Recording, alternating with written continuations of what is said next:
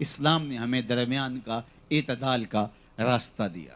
اس لیے ہمیں اعتدال کے راستے کو اختیار کرنے کے لیے دعا مانگنے کی تلقین کی گئی ہے. اہدنا الصراط المستقیم، اے اللہ ہمیں مستقیم راستہ نصیب کرنا، سیدھی راہ پہ گامزن کرنا.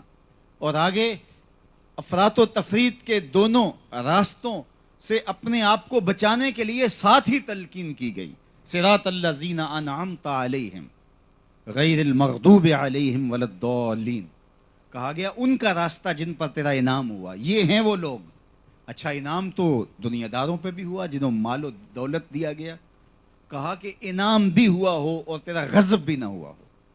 دنیا دار فرعون، نمرود، حامان کے اوپر دنیاوی اعتبار سے تو انعامات کی بارش ہو گئی، لیکن غضب بھی ہوا. کہا انعام بھی ہوا ہو لیکن غضب اور قہر بھی نازل نہ ہوا ہو.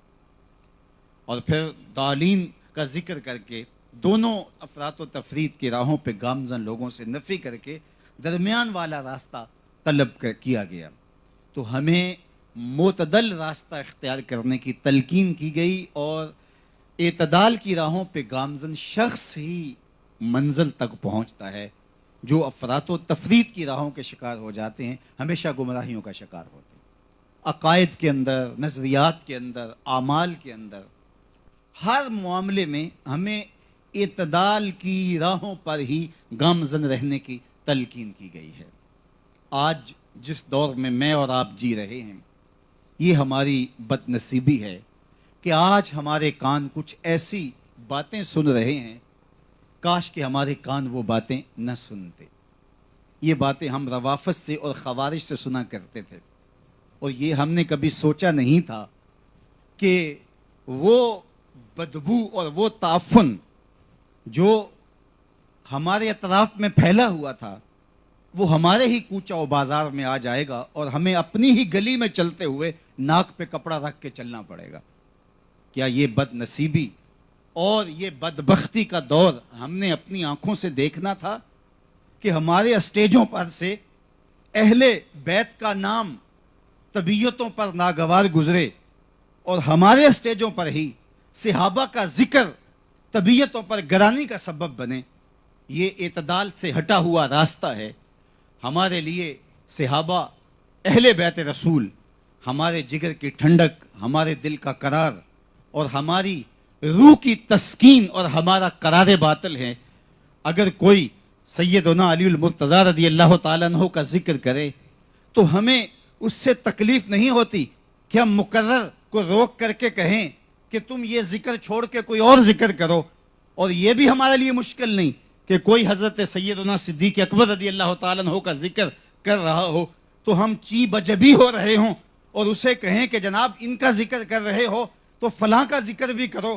ہماری طبیعتیں وہاں بھی سرشاری اور لطف کشید کر رہی ہوتی ہیں، اور ہماری طبیعتیں ادھر بھی سرشاری اور لطف حاصل کر رہی ہوتی ہیں. برا کرے افراط و تفریط کے راستوں کا کہ جنہیں کبھی سیدنا صدیق اکبر رضی اللہ تعالیٰ عنہ اصحاب پیغمبر کا ذکر اچھا نہیں لگتا، اور برا کرے اس راستے کا اور ایسے نظریات کے حاملین کا کہ اہل بیت کا ذکر جن کے لیے تسکین اور راحت اور قرار کا سبب نہیں ہے، اور وہ فوراً چی بجبی ہو جائیں، ان کے ماتھے پہ شکنے ابھرنے لگ جائیں، اور یہ ذکر ان کی طبیعت میں انقباض پیدا کرے، ان کی طبیعت کے اندر جو ہے وہ کوفت پیدا کرے، اور وہ بے چین ہو جائیں کہ اس کا توڑ اب اصحاب کے ذکر سے ہوگا، جبکہ اصحاب کا ذکر اہل بیت کے ذکر کا توڑ نہیں ہے، اور نہ اصحاب رسول کا ذکر کا توڑ اہل بیت کا ذکر ہے. یہ تو ہمارے لیے قرار باطن ہے، یہ تو ہمارے لیے تسکین جاں ہے، یہ ہمارے لیے ایک دلوں کی ٹھنڈک ہے. لیکن آج اس دور نافرجام کے اندر، آج اس تعفن زدہ ماحول کے اندر، ہماری صفوں کے اندر اگر اس طرح کی جو ہے وہ بدبو پھیل رہی ہے تو یہ افراط و تفریط کے راستے ہیں. اہل السنہ یہ اعتدال کا راستہ ہے. یہ اہل بیت کی عظمت کو بھی سلام کرتے ہیں اور اصحاب رسول کی عظمت کو بھی سلام کرتے ہیں. اہل سنت کا ہے بیڑا پار، اصحاب رسول نجم ہیں اور ناؤ ہے اطرت رسول اللہ کی. تو حضور علیہ السلام کے اہل بیت سے بھی پیار اور حضور علیہ السلام کے اصحاب سے بھی پیار، یہ ہماری زندگی کا وظیفہ ہے. حضرت صاحبزادہ پیر سید فیض الحسن شاہ رحمۃ اللہ تعالی علیہ نسباً سید تھے اور مشرباً نقشبندی تھے. تو آپ فرمایا کرتے تھے لوگوں میں بیٹا علی کا ہوں، مرید ابو بکر کا ہوں. تو یہ عظمتیں، یہ نسبتیں ہیں جن کے ہم امین ہیں. اور صحابہ اور اہل بیت میں منافات نہیں تھی. صحابہ کی جو عقیدتیں حضور کے شہزادوں کے ساتھ، اہل بیت رسول کے ساتھ تھی، وہ کیا کسی سے مخفی ہیں؟ تو یہ کیا جو ہے وہ کاروبار کیا جا رہا ہے، کیا دکانداریاں سجائی جا رہی ہیں اور ان کو آپس کے اندر مقابل کھڑا کیا جا رہا ہے. اقبال نے آج سے 1 صدی قبل کہا تھا، تو کہ نہ شناسی خفیرہ از جلی ہوشیار باش، اے گرفتار ابو بکر و علی ہوشیار باش. کہا تو خفی اور جلی کو نہیں جانتا، نادیدہ ہاتھوں کے کی کارستانیوں کو نہیں جانتا، جو پیچھے سے ڈور ہلا رہے ہوتے ہیں. تو نہیں سمجھتا کہ ان کے مقاصد کیا ہے. تو کہ نشناسی خفیرہ از جلی ہوشیار باش، اے گرفتار ابو بکر و علی ہوشیار باش. یہ تجھے تقسیم کرنے کا عمل ہے، جبکہ ابو بکر و عمر اور عثمان و علی اور باقی اصحاب رسول اور اہل بیت رسول ان کی منافات نہیں تھی. قرآن نے رحماء بینہم کہا، آپس میں ان کا تو محبت کا اور ان کا آپس میں الفت کا رشتہ تھا، اور ایک دوسرے کے لیے جو ان کے جذبات تھے وہ دیتنی تھے. لیکن افراط و تفریط کی راہوں نے جو ہے ان کو خانوں میں تقسیم کر دیا. اور آج آپ دیکھتے ہیں کہ آج کچھ لوگ ادھر لڑک گئے اور کچھ لوگ ادھر لڑک گئے اور امت تقسیم ہو گئی. مجھے بتائیے اس صورتحال میں گنبد خضرا میں رسول رحمت کے دل پہ کیا بیت رہی ہوگی؟ میں آپ کو یہ بات کہوں اور بار بار میں اپنے دوستوں کو کہتا ہوں کہ زندگی بھر حضور کی امت کو توڑنے کی بدکاری نہ کرنا، حضور کی امت کو تقسیم کرنے کی بدکاری نہ کرنا. اپنے سطحی مفادات کے لیے، اپنے ذاتی مفادات کے لیے کسی سے پرخاش ہے تو اس سے لوگوں کو دور کرنے کے لیے امت کی تقسیم کے عمل کی بدکاری کی جائے. اس سے بڑی بدبختی کیا ہو سکتی ہے؟